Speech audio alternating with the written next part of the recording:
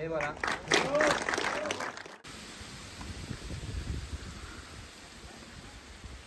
Alors aujourd'hui on est sur les terrains de bois-plage, donc les terrains extérieurs. Site naturel protégé, ce qui a été un peu compliqué pour monter cette structure parce que les contraintes environnementales étaient importantes, mais la mairie et ses élus ont fait le nécessaire pour que ça arrive à son terme.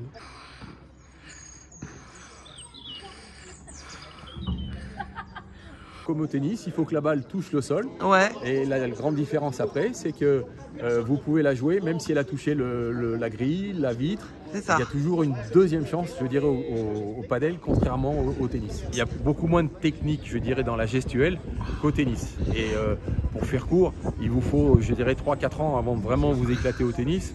Et il faut 3-4 mois pour vous amuser au padel. Alors on peut effectivement penser un peu au squat puisqu'on s'appuie sur les côtés de la structure, puisqu'on peut jouer avec les vitres à l'arrière. Et le tennis puisqu'on a un filet et des raquettes avec une balle qui ressemble beaucoup, avec je dirais, une tendance plus simple puisque les coups à apprendre sont moins nombreux qu'au tennis. La grande différence aussi avec le tennis, c'est qu'on a 7 modèles différents de type de jeu. Alors voilà les raquettes de paddle qu'on trouve pour jouer. Alors c'est des raquettes qui se présentent de la façon suivante, avec des raquettes plutôt adultes et raquettes enfants avec le même format mais avec un manche plus léger.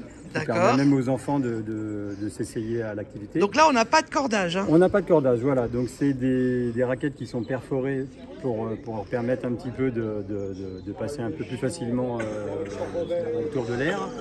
Elles sont en carbone avec à l'intérieur on a de la mousse, de façon à ne pas frapper trop fort dans la balle pour avoir des frappes qui soient acceptables. Au niveau de la balle, on a une balle de tennis qui est légèrement dégonflée. Donc là aussi, l'idée c'est d'avoir des puissances assez limitées pour pouvoir d'avoir des longs échanges.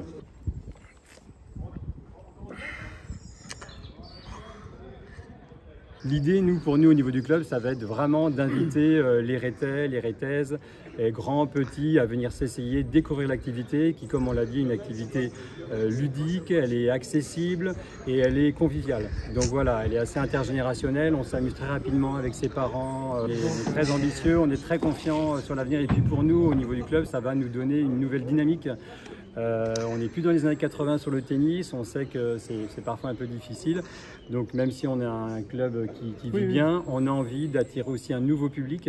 Et là, pour la convivialité du club, c'est très très important. Et comme l'a dit M. Join, c'est un facteur de lien social aussi, le sport. Hein. Absolument. Et donc avec cette nouvelle structure, on fera appel aux enfants, aux jeunes, aux centres de loisirs.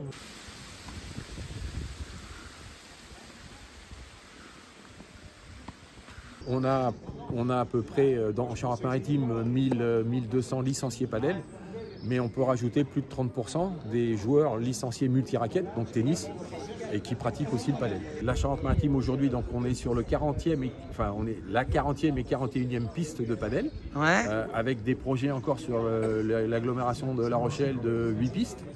Voilà, dans les mois qui viennent. C'est exponentiel. Au niveau de la compétition, c'est énorme, puisque la Ligue Nouvelle-Aquitaine est la deuxième ligue au niveau développement du padel en France. Je vous dis, sur un trimestre de avril à juin, on avait 700 compétitions enregistrées, dont 116 en Charente-Maritime. On a aujourd'hui pratiquement 60 000 classés en hommes, et en dames, on est à un peu plus de 7 000 femmes qui sont classées en tant que compétitrices, donc qui ont fait des compétitions. Le padel en moins de 5 ans, le développement, ne serait-ce que par les structures qui ont été construites, et l'engouement et le nombre de licenciés, il est clair que ce ne sera pas qu'un phénomène de mode.